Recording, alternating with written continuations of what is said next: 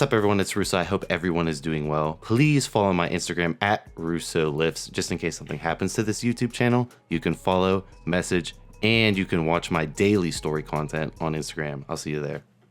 Let's go into your heart thing. Let's start that elephant in the room. Like, I know that you've already done like multiple interviews discussing this. I guess I'll let Alek lead it off because you kind of filled me in on this multiple times. But remember, I'll cover all of the things. I'll answer any follow-up questions about what already disclosed, but then I have like new test results, a new doctor's analysis that I haven't posted yet. So I'll pretend that I don't know that exists. Do it in like a quick 5 minutes for the audience on your heart condition, what you think happened, the original like prognosis, and then obviously your new outtake, and then we'll go back and forth at the end. Yeah. And sorry if I leave anything out, because just depending on the state I'm in or the mind, what I remember parts and not other parts, but I've always had a little bit of an arrhythmia, a little bit of an irregular heartbeat sometimes. Like if I get excited, my heart will go bop, bop, bop, bop, and then stop, right? I think a lot of people have that, and it's not, no doctor ever thought it's a concern. And I have a normal EKG because I'm not necessarily like excited when I have an EKG. So I'm not going to like, bop, bop, bop, bop, bop, you know. So my heart was fine probably most of my life. But then I got, I can say COVID now. I think it's not going to get censored on this anymore for saying it for that. But it caused me, I think, some heart and lung damage. And my fault. It's hard to just touch on these things because then audience has so many assumptions about it. So I try to answer the biggest ones, like, it was my fault in how I treated myself. If I had my brain working properly, because I had terrible brain fog, I couldn't even properly even though I can treat myself for COVID really well, I couldn't even properly treat myself because the brain fog was so bad from the inflammation. Did you get it? What? Did you get it once or twice? Word. I only had it once. Yeah, I only ever had it once. I can think of. Did I ever have it twice? I think it was just the one time. It would be like 5 months ago. Okay. And I had it for like 2 weeks, and it was like a near-death experience. I mean, I was on the sofa and I couldn't barely breathe, and I thought, okay, I'm probably just going to die right here, and I am going to accept that, because if I call the hospital, then I'm definitely going to die, because they're going to lock me in a quarantine and not treat me properly, and nobody speaks English type thing. Right. Yeah. And my girlfriend doesn't speak English, and she also has brain fog, so she can't really help me. So we're just going to die together on the couch. It'll be romantic. But then I snapped. Then I finally okay, I was fighting, taking an antibiotic, and I also had this methylene blue. And so I megadosed the methylene blue, and I took the antibiotic, and I think there was something else. And then I got better really fast. And it was like, how stupid of me not to just take the antibiotic faster and the methylene blue faster. But that's just how bad my brain wasn't working. So yeah. So then afterwards, my lungs and heart were in bad condition. Like walking was just exhausting. And every day I had to walk. Like one day I'm like, I'm just going to walk 1 block. And I couldn't even walk a whole block without having to sit down and rest and catch my breath. So that's how bad it was. And I didn't think, with the heart, it didn't really present itself, like the lack of maybe circulation and the difficulty breathing was obvious, but the fact that I may have had a heart damage from it didn't come until later, because I didn't do cardio afterwards. I didn't do anything to rebuild my heart. That was, I think, a huge mistake.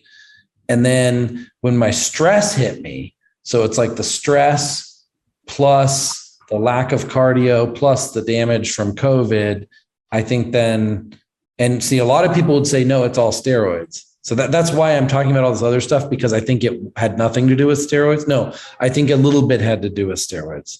Maybe. I'll explain why. Well, I'll just explain why right now. So it's the mitral valve is the most likely thing to go wrong in the heart. It's the most common heart problem that happens as far as valve problems. And it leaks. And how bad it leaks can be a problem because you can die if it leaks too much. And the left ventricle, we have the left ventricle hypertrophy. This is the problem that bodybuilders with the big steroids are going to grow their left ventricle heart, and that actually impacts the way the valve works as well. So the doctor actually doesn't say, oh, it's because of left ventricle hypertrophy. The doctor says you've got a valve problem, like your valve's broken, basically. You need to replace the valve in your heart. Mm-hmm. That's what the diagnosis was. Was it through that was through echocardiogram. Okay. Yeah. So, and then on the echo, they can see the regurgitation. They have the blue and the red colors, and they can see how much blood is actually pumping out versus how much is coming back into the heart that should have gone out. And they calculate. Sorry. I'll ask questions later.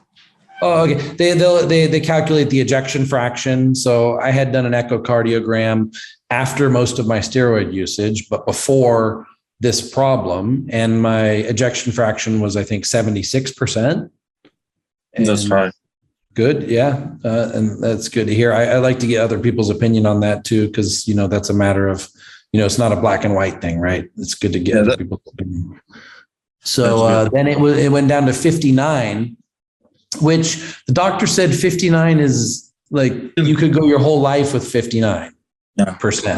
Sounds like a bad number, right? Because you want 100%. No, 100 can kill you. Okay. What do you think the best number is? Between 56 up until like no more than 70. 100% ejection fraction will kill you for sure. Like, that's bad. You don't want to be at 100. You're actually golden. Like 70, that's even high. Even like my MRI showed 60, I think, or 63, and that's actually really good. So it's not, you're not aiming to be at 100. Like, that would cause arrhythmias and you die for sure. I've never heard of anyone having 100. I didn't think it was possible. I was just saying that like 100 is good and 0 is bad. Yeah. or not 100 is good. Okay. Out of 100%. Yeah. Let's say 80 is good. Probably. Yeah. 70 is good. Yeah. Okay. So at 59, the doctor's like, well, you've got a lot of regurgitation. Like, you can see a lot of blood's like coming back into the heart. But it's still 59% ejection fraction. So she's basically saying like your ejection fraction is still okay, but you're definitely going to need to get your valve repaired someday, because like this regurgitation is going to be a compounding problem if you have any other heart problems in the future. And so then I'm nervous, because then she's like, and you shouldn't be lifting heavy weight. I'm like, that's all, I'm a bodybuilder, right? You're telling me I can't lift now because of a heart condition. But the worst thing is, it's like the reason I even went in the first place is because I felt the pain in my chest. Like, I felt pain. 50 to 75. Oh, wow. Okay. Yeah. So you're good. So I felt pain here, and I just felt pain and pressure. And I was like, oh my God, did I have a heart attack? Because that feeling of like that pain that you hear about, because I've never had a heart attack before, but I hear like you feel pain in your arm and your pain in your chest. And then I get dizzy easy when I'm standing up, and in the end, I feel like, wow, just really weak cardio strength. Like a lot of this would have been fixed if I just did cardio. In fact, maybe doing weights the way I do weights without doing cardio, maybe even worse in some way than not working out at all. Right. So I kind of disagree now. Now I disagree with when people say you don't need to do cardio for your heart, you just need to lift weights. I'm like, it's not the same thing. I can feel the difference. But also doing long distance running, like that type of cardio, is also exhausting for the heart. You'd want to be like jogging, and like it's moderate cardio that's good for the heart. The the first doctor I got the echocardiogram from before, when my echo came back really good after all the steroids, but before the COVID, said that I asked him, I said, okay, so tell me honestly, like with the bodybuilders that come through here, like, are you seeing a lot of heart problems? Are you seeing a lot of left ventricular hypertrophy? And he's like, no, not really. He's like, I don't, he's like, I honestly don't think steroids impact the heart that much. I'm like, well, so when do you see these problems? Like, like you do see these like left ventricle hypertrophy. He's like, we see it mostly in endurance athletes. That's what I was. Yeah, that's interesting because nobody talks about that. Everybody's blaming steroids, not blaming the cardio. No, but that's what I was saying. If you were to do, long distance running, as I said prior, that's basically overexerting your heart over a long period of time because they're running for miles and miles and miles, and their heart rate, it's not. Can you see me? Yeah. So their heart rate is not as if bodybuilders, when they do low intensity cardio, like they go hard for a long period of time. And that when I used to race in cross country, I feel like people don't understand when you actually race. Like when you got to run like multiple, like 5:30 and under miles consecutively, like you just like accept death when you race. Like when you're actually racing, like it just feels like you're having a heart attack the whole time you're striding that hard. But still, again, when you take everything into considerations, steroids mitigate heart damage through a variety of factors. So first of all, they cause polycythemia. So they increase blood viscosity through increased red blood cell count and hemoglobin, right? Secondly, you have high blood pressure. So that in itself wrecks the heart and damages the arteries and everything. Then you have skewed cholesterol, HDL to LDH ratio. Then you have calcium deposit in the arteries, which can cause calcification, leading to clotting as well. So, and also direct effect on the androgen receptors in the heart, therefore increasing, hypertrophying the heart. And also steroids themselves are noradrenergic. They increase catecholamine production, they increase noradrenaline, adrenaline. So that also is very toxic on the heart through sympathetic nervous system activation. And also they increase the adrenergic receptor expression. So if you take stimulants, steroids, so all of those factors are a nuclear bomb. So when you look at the grand scheme of things, they're bad, like they're super bad, and they're bad dose dependently. So it's one thing to be on TRT, but when you're enhancing, like that's bad. And it's really ignorant to say that, this caused, more damage to me than steroids. Like steroids are always the worst contributing factor to any sports athlete's death. No genetic predisposition or nothing. Like we have to accept that we're fucking it up by using these things, especially without actually trying to mitigate all the problems, to watch out for intracellular calcium levels, watching out our blood pressure, our heart rate, our cholesterol, our adrenergic signaling, all of those things. So it's multifactorial, but definitely it's very bad for sure. And anything around that is just sugarcoating it and trying to avoid the inevitable truth. Yeah. So what happened is I said, I don't think it's steroid related, and I want to give all the other reasons why I don't think it's steroid related.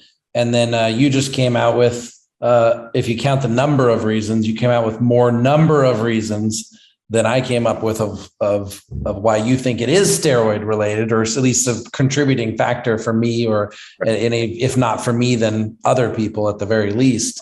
But I want to talk about those just a little bit more. Because I'm an advocate for chemical enhancement. It's like there is nobody else in the industry. Okay, Alex, you love chemical enhancement. Obviously, you are cautious about it, but you still choose to use all of these compounds. Even he's bulked up at 275 pounds right now. Yeah. He's like massive as fuck. So but this is kind of classic that you have some of the bigger and very educated people about how the human body works, taking this very cautious approach. Right. And I'm kind of on the other extreme saying the problem is not people using steroids.